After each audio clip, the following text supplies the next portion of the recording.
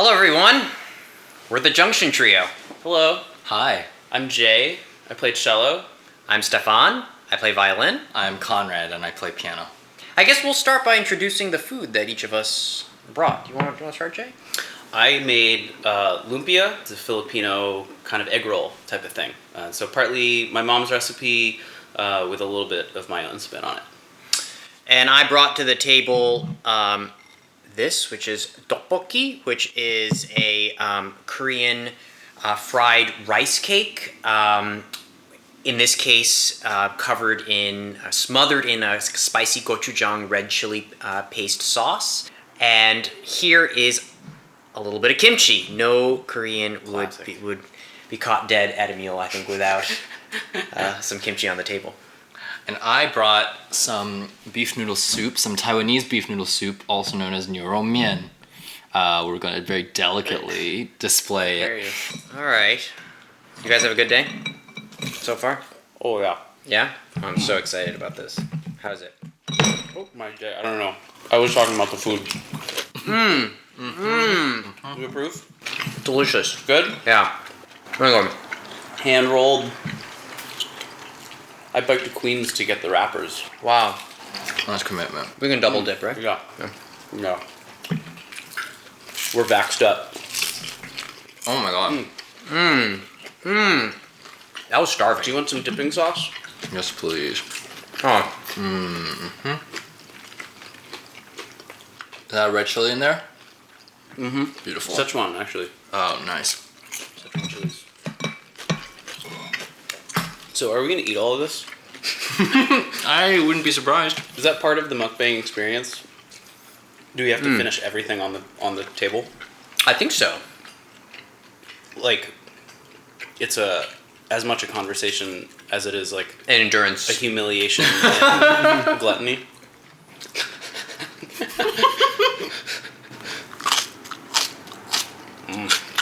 Little ASMR for you guys. Beautiful.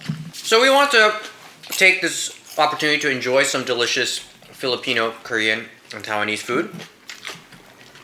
But also to talk a little bit about who we are as a piano trio, how we formed, why we formed, what lights our fire as three musicians who play together on a semi-regular basis.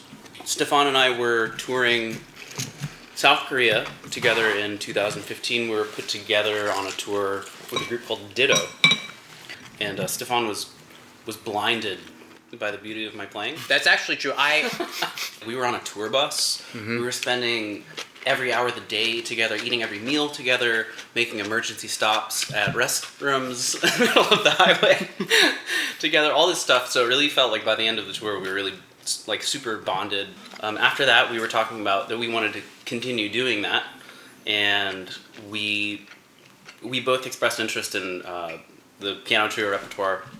And we basically slid into Conrad's DMs Yeah. and asked if he would read with us. Yeah, I didn't know either of you really all that well at that point. I remember it as 2015. 2015, right. Yeah. Oh my god. So we've been together now as a trio for 6 years. And we're not a full-time group. Each of us kind of has other activities that occupy a lot of our times, and we can sort of talk about that. Yeah, eating bok choy. Eating bok choy. But we try to play together as much as possible, and actually, during the pandemic, Yeah. at least for me, it was the only music making that I was doing because all other concerts were canceled, and we all live in New York. We're actually at Conrad's home. And certainly for me, it was like the first music making with other people that happened. During the pandemic, During yeah. the pandemic, Yeah. for sure. I've never felt more grateful to be based in New York. Right. And all three of us are based in New York, so it ended up being this really convenient and welcome respite. Yeah. Speaking of the fact that we're not a full-time group and that we each do stuff that takes up a lot of our other time when we're not playing together, how would you say that being in this trio and playing together and spending time together and just hanging out together has sort of changed your outlook or practice or influenced your life? Oftentimes the thought is just like, oh, the piano can't tune itself, so everyone just has to like adjust around the instrument. And so as a result, like as a pianist, I've always felt a little bit kind of like almost superfluous. Yeah. In the sense, it's like everyone's just like relating to you. Like you're just the objective center or whatever. Yeah. And We don't listen. no, you play out of tune all the time, deliberately. No, but like, so Jay and Stefan have great ears and great technique and can play really in tune, but are very thoughtful about what it would mean to play in tune. And not, I don't want to get too into the weeds here, but like, I think this is like one of the inherent interesting tensions of this ensemble configuration of piano and strings. Definitely. Is that you have this area to explore like tuning and stuff creatively. I started playing the violin when I was very young, when I was 4 years old, and I would say went through a kind of rather traditional set of paces in learning the violin. I learned all the kind of first easier concertos and then, more advanced war horses. And where's Conrad running off to? Oh, okay. He exited the frame to get some... Yeah, he's still here. And while that sort of kind of learning plan was valuable for me, I think sort of... Let's just switch for fun. Also to distract Stefan As he tries to tell my life story. A meaningful story.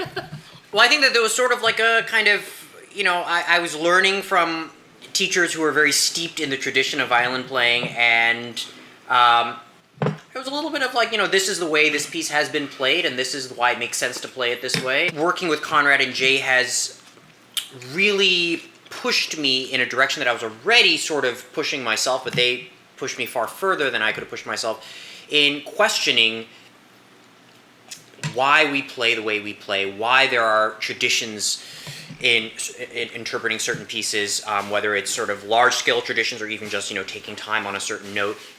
Is it because there's a real reason for it? Is it just because that we've just always heard it that way, and that's sort of in the memory of our ear? And in contrast to how I came to classical music, from what I understand, Jay obviously will correct me if I'm wrong. Jay kind of didn't start necessarily by playing, the Lalo cello concerto and, the kind of standard track of learning repertoire. You, I think you mentioned, were exposed to new classical music and then sort of worked your way back towards like Stravinsky or Boulez Stravinsky and then back that way. And Jay can talk more about that, but that already is sort of like a reverse vantage point from the vantage point I have. And Conrad, in addition to being the pianist in our trio, is also a composer. And he can talk more about that, but just sort of from observing how he thinks about music in rehearsal and talks about music, there's this really powerful marrying of structural understanding and how that informs emotional content and vice versa.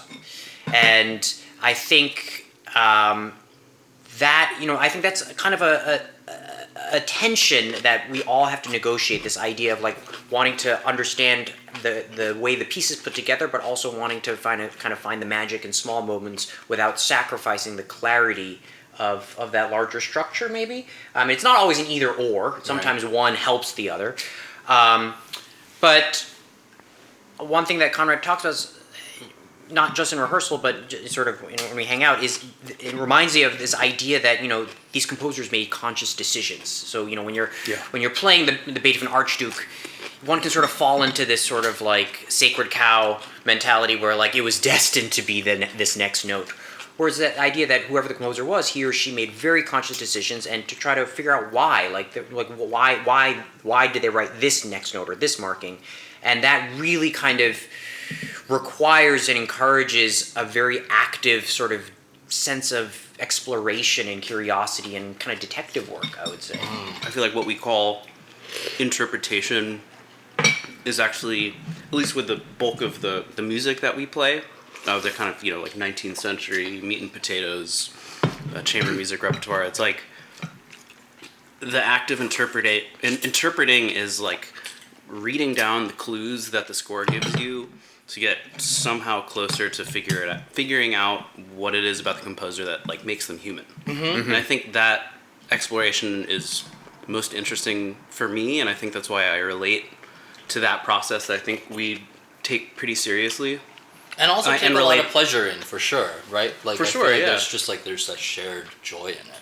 I think that's what the process of interpretation is. For the most Right. part. You know, you get into the weeds about like sound and phrasing and all this stuff like that, but really it's like, what is the human element that makes this music tick?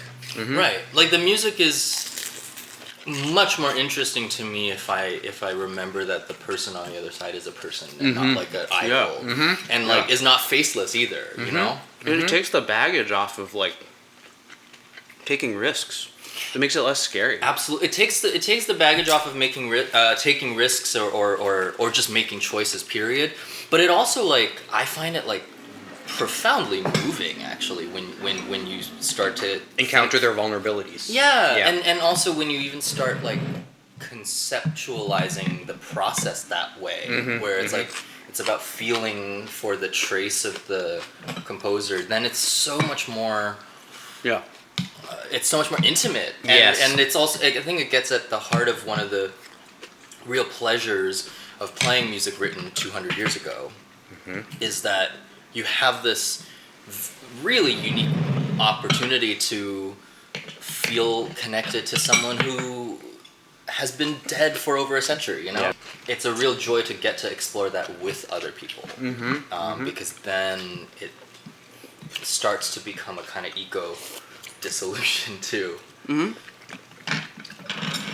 Yeah, it's really pretty crazy to think about like this system of incredibly vague markings on a page, you know, controlling your body in like unbelievably precise ways. Yeah.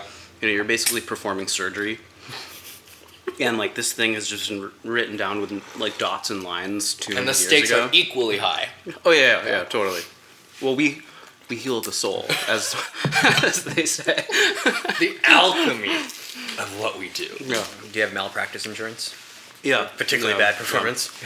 I'm like the anesthesiologist of music. That's what doing new music is. Put them to sleep or Or kill them. kill them? I think if that's how we advertised classical music, I bet more people would come. Yeah, the people. Yeah, it's the life or death experience Life or that death people experience. are attracted What, to. what classical music needs is more David Blaine energy.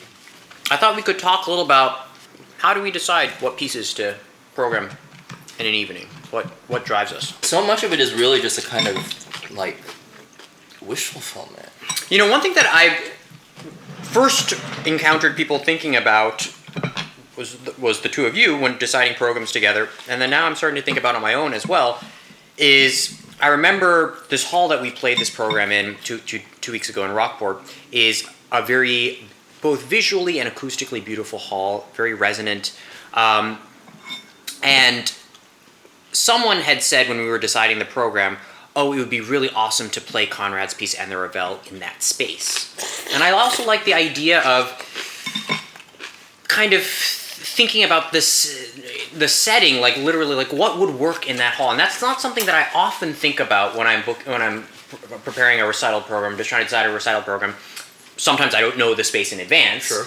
But a lot of times, I mean, I think about how the pieces will go together and sort of what the emotional arc would be for me and also for the listeners. But I don't always consider like, and it would work particularly well, or that's not quite the right piece for that space. You're equally playing the space as you are playing the instrument in your hands.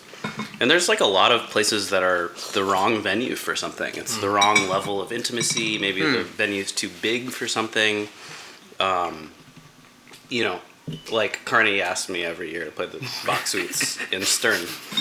And I have to say no every time because it's the wrong. Because that belongs in Madison Square Garden. Yeah, exactly. It's too small. It's too small. Sometimes in a massive like symphony hall with 3,000 seats, when you can get someone like hanging on to, I mean, those are some of the most thrilling concerts, right? Just that sort of focused attention in such a cavernous space is its own type of intimacy. It's such a powerful sensation. So I try to be aware of it because you have to be cognizant of context to build good programs. But then it's like I try to also kind of equally like let go of that preconception too. Right. So that when I'm in a space, I I aspire to a kind of like tabula rasa listening for what's happening. Spoken like a real pianist who never gets to play the same instrument. That's the other yeah, that is a huge part of it too, is like I suspect that all of this thinking grows out of it started out as like a Pollyanna coping mechanism, where it's sort of like, as a pianist, I'm literally not ever playing on my own instrument, like my main practice instrument. Yeah, you're a vagrant. You're just like it's a nomadic musical life, exactly. And from one amazing piano to the next. I started having to think about my instrument and also playing with other people as like constantly changing and shifting, and I had to get better at changing my ears and basically listening to what was really, really happening. But there's also something just very true in that, because like that's what you should be doing whenever you're playing with other people. You know, some performers seem very flexible and content to kind of play a variety of different ways on different nights, and other performers seem to kind of have kind of a very clear goal of how they want it to go, and it seems like every night they're trying to get as close as possible to that goal. And I think just the way that I was taught, it was more of the latter. And before I think I knew better, I thought the former smacked a little bit of like not having done one's homework. Well, I could go like this, I could go like this. Right. But the more I play, first of all, there are these variables you can't account for, but that you can prepare for, but you have to sort of account for when you're in this space. And it would be kind of just you'd be a numb person to not adjust to them. But also, I think that one can still do one's homework and have a huge range of kind of possibilities within kind of, I don't want to say prepared, but considered framework. We each have been in music for a decent amount of time, and we've spent a lot of time in educational music education contexts as well. But we also have very different experiences, and I feel like we're all motivated by trying to find something beyond what was just given to us in our musical education. There were always moments when I was growing up, in high school, even undergrad, where I was like, I knew that I didn't like the piece, I didn't like the performer, I didn't like the interpretation, or even the style, just like, and I convinced myself that I must have not known something better, rather than just trusting my. You must be not getting it. I must be stupid. Yeah, right. I'm too stupid to understand like what the value in this is. Right. It took me a really long time to get rid of that and just be like, well, if it doesn't sound good to me, that's totally valid. And you should, not only is it like valid, but it's like worth listening to that voice, like learning how to like listen to that compass in a way too is like is takes time. I agree that it like takes time to even recognize that voice. I guess I understand that there's something to a kind of like having a cultivated ear, like a so-called educated ear or whatever. But for me, I never felt moved by like just having vibrato slathered on everything as like a signifier of expression. Like that never did it to me. Never did it for me. And I feel like it's only recently with people like you and, only really a handful of other players that I feel like are really actively kind of probing at those edges more. Right. And like really kind of butting up against it and trying to question those things that we've been handed to as kind of like axioms of playing. Right. Well, it's like, I don't want to sound like other people. Right. And I'd rather like continue to fail over and over and over again to find something that's like a little bit more honest to myself and to my own tastes. When we're playing a piece like the Artist Trio, which we've all heard many times, and that maybe has this hallowed status, I think that we all share this interest in like, okay, what does this mean to us? Yeah. I think there is sometimes this like conscious knowledge, like this piece has so much atmosphere and so much history. And so many layers of varnish that have been shellacked onto it. Yeah. So it's sort of like getting back to the grain of the wood. And yet, all of that being said, also it's a real like gift that these pieces have all that history, because it gives us something to relate to, with, against. It provides that opportunity, and it's also an opportunity for us to question the assumptions that we make. And also, that's a lot easier and more fun to do with multiple people. Like, I definitely for sure. like when it's just me solo, sometimes I do feel even like hemmed in by my own frame of reference, by my own knowledge, by my own like taste. There's this great Duchamp quote that I think about a lot, which is like, I have forced myself to contradict myself so that I may avoid like conforming to my own tastes. I think I'm paraphrasing it, but like that, I remember when I read that as a teenager, I was like, that makes so much sense to me. And some people also just like they're better at listening to certain aspects of music. In any interpretation, decisions have to be made. You can't. You literally cannot take every possible path in the Archduke Trio in one playthrough. Right. The piece, it doesn't make any sense. So you have to choose. Well, this is what I'm going to bring out this time, and I find that kind of making those decisions, it's reassuring to have two people with you when you're making those decisions. Yeah. No, for sure. we know you're all share the blame. Yeah. Plausible deniability. It was his idea. Like lemmings. Although I will say that one of the like great joys of rehearsing with the two of you is like it's like there is no clear source of a single idea at this point. Like in rehearsals, I feel as though like right. It just sort of like it just comes to be. It comes from to talking. be. Yeah. It's a lot of like passionate, fun discussion. Yeah. I really learned this last year that like it was almost more than performing for people. I missed rehearsing with people. Yeah. And like getting to rehearse with the two of you last summer, like that was the charge. That was the scratch. That was the itch that I needed scratched. It was like, I want to like just be in that kind of deep conversation with other musicians who care just as much, who love it so much, and who are like eager to get inside the weeds and like it's that's so invaluable. That reminds me of a quote from the pianist Arthur Schnabel, where he says that any given performance of a piece is just a tiny, tiny speck in your whole relationship with the piece. Like it's living with the piece, thinking about the piece, practicing the piece, trying different ways, you changing as you encounter the piece throughout the years. That any one performance is just such a sort of like one blip, exactly. And that there's so much behind the scenes that is so meaningful. The point at which I start to feel like really satisfied playing old music is like when I've really learned the score, I feel comfortable playing it, and I'm at a point where in the performance, like I could actually listen to myself and respond to what I'm hearing in real time.